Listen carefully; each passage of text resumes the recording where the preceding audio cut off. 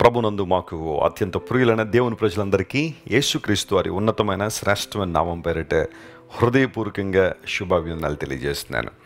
మీరంతా క్షేమంగా ఉన్నారు కదా? గత రాత్రంతా దేవుడు చక్కని విశ్రాంతిని మనకు అనుగ్రహించి ఈ ఉదయకాల సమయంలో ఆయన స్తుతించు వారంగా, ఆయన గణపరచు వారంగా దేవుడు మనకిచ్చిన మంచి అవకాశాన్ని బట్టి మనం ప్రభువును గణపరుద్దాం. నేను పాడుచూ స్తుతిగానము చేసేదను అని కీర్తనకారుడు అన్నట్టుగా ప్రతిరోజు దేవుడు మనకి ఎన్నో అవకాశాలు ఆయన స్తుతించడానికి, ఆయన గణపరచడానికి ఇస్తూనే ఉన్నారు.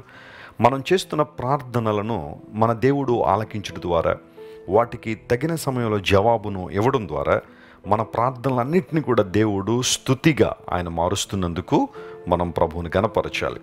ఆయన స్తుతిస్తూ, ఆయన ఆరాధిస్తూ, ఆయన గణపరుస్తూ ఉండడం మన జీవితానికి గొప్ప ధన్యత మరియు భాగ్యము. ప్రతిరోజు ఒక వాగ్దానాన్ని వింటున్నాం కదా. ఈరోజు కూడా పరిశుద్ధ గ్రంథాలు తెరిచి ఒక వాగ్దానాన్ని ధ్యానం చేద్దాం. ఉన్నాయా? బైబిల్ మీ దగ్గర ఉన్నాయా? తెరవండి.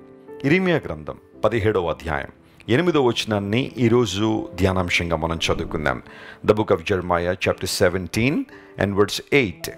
వాడు జలముల యొద్ద నాటబడిన చెట్టు వలె ఉండును, అది కాలువల ఓరను దాని వేళ్ళు తన్నును, వెట్ట కలిగినను దానికి భయపడదు, దాని ఆకు పచ్చగా ఉండును, వర్షము లేని సంవత్సరమున చింత నొందదు, కాపు మానదు.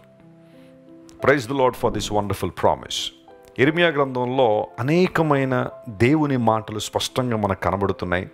ఆ మాటల్లో ఆయా సందర్భాల్లో వాగ్దానాలు కూడా మనం చూస్తున్నాం.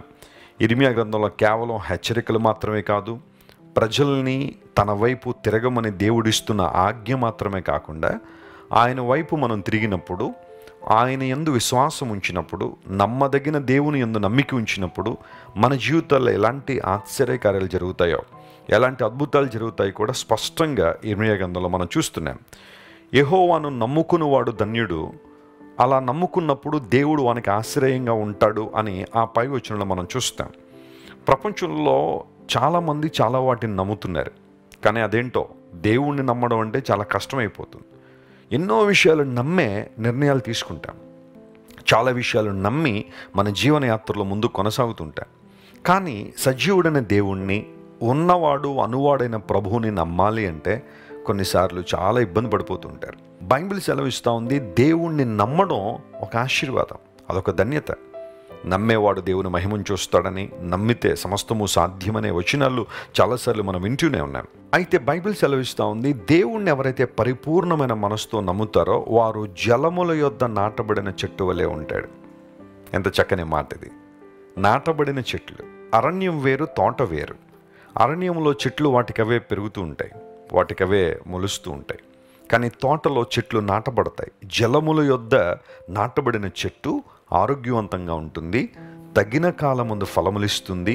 బైబిల్ గ్రంథం అనేక సార్లు ఇదే మాట సెలవిస్తుంది. మొదటి కీర్తనలు కూడా మనం చదివితే, ఎవరైతే దుష్టుల ఆలోచన చొప్పున నడవకుండా ఉంటారో, పాపుల మార్గంలో నిలవకుండా ఉంటారో, అపహాసకులు కూర్చుని చోట కూర్చుండకుండా ఉంటారో, దేవుని ధర్మశాస్త్రమందు ఆనందించుచు దివారాత్రులు ఎవరైతే ధ్యానం చేస్తూ ఉంటారో వారు నీటి కాలువల యోరను నాటబడినదై ఆకు వాడిపోకుండా తన కాలమందు ఫలమిచ్చే చెట్టు వలె ఉంటాడని మొదటి కీర్తనలో మనం చూసాం.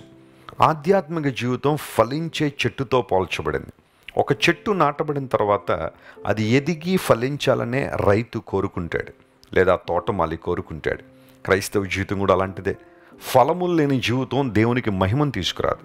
నీ జీవితంలో ఫలములు ఉన్నాయా? మారు మనసుకు తగిన ఫలాలు ఫలిస్తున్నావా? పరిశుద్ధాత్మ దేవునితోనూ సహవాసం చేయడం ద్వారా ప్రతిరోజు ఆత్మ ఫలాన్ని ఫలించే వ్యక్తిగా నీవు ఉన్నావా? దేవుడు అదే కోరుతున్నాడు మన నుంచి. మనం ఫలములు ఫలించే వ్యక్తులుగా ఉండాలనే ప్రభు ఆశిస్తున్నాడు. అయితే జలముల యొద్ద నాటబడిన చెట్టు వేరు తన్నుతుంది లోపలికి అని. కొన్ని సందర్భాల్లో కొన్ని రకాలైన చెట్లట తుఫానులు వచ్చినప్పుడు, లేదా గాలి వానలు వచ్చినప్పుడు, భయంకరమైన గాలులు వీచినప్పుడు అవి వేళ్లను లోతుకు తీసుకుపోతాయట. అంటే ఆ చెట్ల వేళ్ళు లోపలికి వెళుతూ ఉంటాయి.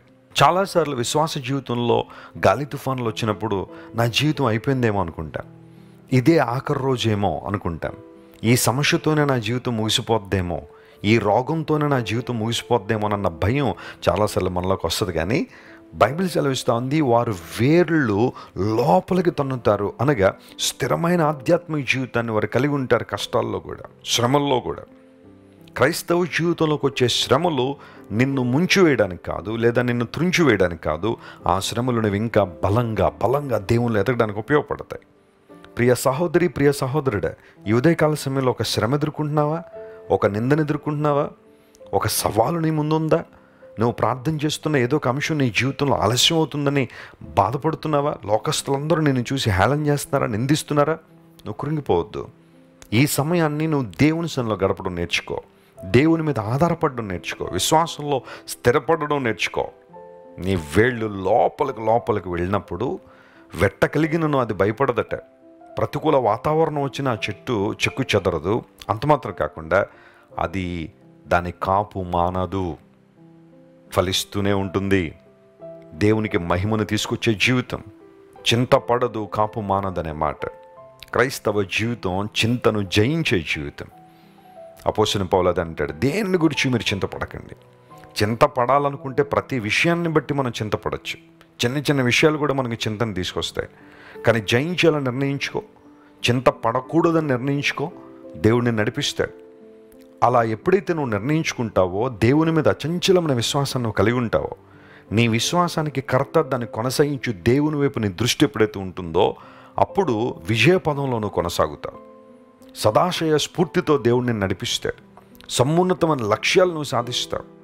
దేవుడు ఏ స్థితిలో ఉండాలని ఆయన కోరుకున్నాడో, నీ పట్ల దేవునికి ఎలాంటి ఉత్తమమైన ఉన్నతమైన ప్రణాళికలు ఉన్నాయో ఆ ప్రణాళికలను నెరవేర్చువాడిగా ఉంటావు. ప్రైజ్ ది లార్డ్, హల్లెలూయా. మధ్యలో వెనుకకు తిరిగే వ్యక్తివి కాదు. Keep moving. దేవుడు నిన్ను నడిపిస్తున్నాడు. ఆయన నేను బలపరిచే దేవుడు కాబట్టి ముందుకు సాగిపో. చింతలన్నీ ప్రక్కన పెట్టి ప్రభువుని ఆరాధించడం నేర్చుకో. నీ చింతలన్నీ కూడా ప్రార్థనలుగా మార్చు. దేవుడు నీ ప్రార్థనను స్తుతిగా మారుస్తాడు. ఈ వాగ్దానాన్ని క్లెయిమ్ చేయండి. ఈ రోజంతా ప్రభువును స్తుతించండి, ఘనపరచండి. ఖచ్చితంగా మీ జీవితంలో అద్భుతాలు జరుగుతాయి. ప్రార్థన చేసుకుందాం. ప్రేమగల తండ్రి, గొప్ప దేవా, నీకు వందనాలు. మా పట్ల నీకున్న ప్రతి మంచి ప్రణాళికను బట్టి నీకు స్తోత్రాలు. నిన్ను మా ఆశ్రయముగా చేసుకున్నప్పుడు మేము జలముల యొద్ద నాటబడిన చెట్ల వలె ఉంటామని, వేరు తన్ని ఫలిస్తామని ప్రభువా చాలా చక్కని వాగ్దానాన్ని మీరు మాకు ఇచ్చారు. ఈ వాగ్దానాన్ని విన్న మా పిల్లలందరినీ బలపరచండి. మేము ప్రతిరోజు నీలో స్థిరంగా బలంగా ఉండడానికి సహాయించండి. నీ కృప మాకు అవసరం ప్రభువా. మా శక్తి, మా జ్ఞానం, మా బలం ఏదీ కాదు. కేవలం నీ కృప ద్వారా మమ్మల్ని నడిపించండి, ఆశీర్వదించండి. మా ప్రియులు ఎంతమంది అయితే ఈ వాగ్దాన సందేశం ద్వారా ఆధ్యాత్మికంగా దీవెన పొందుతున్నారో వారందరినీ ఇంకనూ బలపరచండి. అనారోగ్యంతో ఉన్న వారికి స్వస్థత ఇవ్వండి. వ్యాధులు ఉన్న వారు లేవనెత్తండి. మహిమతో నింపి బలపరచండి. ఘనత మహిమ నీకే చెల్లిస్తూ యేసు నామం పేరట అడిగి వేడుకొనిచున్నాం తండ్రి. Amen, amen. God bless you dear friends. Have a wonderful day. దేవుడి పరిశుద్ధ నామాన్ని బట్టి వందనాలు చెల్లిస్తున్నాను. ఇక్కడ గత 3 రోజులుగా జాన్ వెస్లీ అన్న మీటింగ్స్ జరిగినాయి. సో మేము బళ్ళారి ప్రజలంతా చాలా మోస్ట్ అవైటెడ్ మీటింగ్స్ ఇవి. చాలా ఏళ్ళ తర్వాత జాన్ వెస్లీ అన్న మీటింగ్స్ అంటే చాలా ఎక్సైటెడ్ గా ఉంటుంది. ఎందుకంటే ఇక్కడ జరిగిన మీటింగ్స్ చాలా అద్భుతకరంగా జరిగినాయి. నిజమైన వాక్యం చెప్పేటప్పుడు చాలా అద్భుతంగా ఉన్నింది. సో ఇది మా ఒక బళ్ళారికే మాత్రం కాదు, అన్న ఎక్కడ వాక్యం చెప్పినా కూడా జనాల జీవితాలు మారుతాయి. వాక్యం నీట్ గా, క్లీన్ గా, స్పష్టంగా, మనిషికి ఎంత వాక్యం కావాలా, మనిషికి వాక్యం ఎలా చెప్తే అర్థం అవుతుంది అనే విధంగా చెప్పినాడు. నిజంగా జాన్ వెస్లీ అన్న వాళ్ళ టీం కి, వాళ్ళ మినిస్ట్రీకి కృతజ్ఞతలు చెప్పిస్తున్నాం. క్రైస్ట్ వర్షిప్ సెంటర్ ఓ బలమైన సంఘ ఉద్యమం. కొన్ని సంవత్సరాల క్రితం కేవలం 2తో ప్రారంభించబడిన పరిచర్య నేడు ప్రపంచవ్యాప్తంగా లక్షలాది మందిని ప్రభావితం చేయుచున్నది. రాజమండ్రి, సికింద్రాబాద్, బెంగళూరు, నెల్లూరు, దుబాయ్, బహ్రైన్, కరీంనగర్, విశాఖపట్నం, గద్వాల్, కొవ్వూరు, మలకపల్లి, శ్రీలంక, భూటాన్, అడ్డతీగల, పాలమూరు, ఒంగోలు, బళ్ళారి, కోరుకొండ, పోతవరం, నల్లజర్ల, వెంకటరామయ్యగూడెం, మచిలీపట్నం, ఇందిరానగర్లతో పాటు అనేక గ్రామాల్లో క్రైస్ట్ వర్షిప్ సెంటర్ ఆరాధనలు జరుగుచున్నవి. వాక్య సంబంధమైన ఉద్యమంలో, పరిశుద్ధాత్మ సంరక్షణలో కొనసాగాలనుకునే ప్రతి ఒక్కరికి మా ప్రేమపూర్వక ఆహ్వానాన్ని అందిస్తున్నాము. రండి, ఆత్మతో సత్యముతో ప్రభువైన యేసు క్రీస్తును ఆరాధిద్దాం. మీరు ఇంతవరకు విన్న దైవ సందేశం మరియు దేవుని సేవకులు చేసిన ప్రార్థన మీకు ఆశీర్వాదకరంగా ఉన్నదని విశ్వసించుచున్నాము. ఈ సందేశాన్ని మీ స్నేహితులకు, బంధువులకు షేర్ చేయండి. మీకు ఏదైనా ప్రార్థన అవసరత ఉన్నచో మా ఫోన్ నంబర్లకు కాల్ చేయండి. దేవుడు మిమ్మల్ని ప్రేరేపిస్తే విశ్వాసంతో సాగుచున్న ఈ పరిచర్యను ప్రోత్సహించండి. మరిన్ని వర్తమానాలు, పాటలు వినుటకు జాన్ వెస్లీ మినిస్ట్రీస్ అను మా యూట్యూబ్ ఛానల్ను సబ్స్క్రైబ్ చేసుకోనండి. ప్రభువైన యేసుక్రీస్తు కృప మీకు తోడైండును గాక.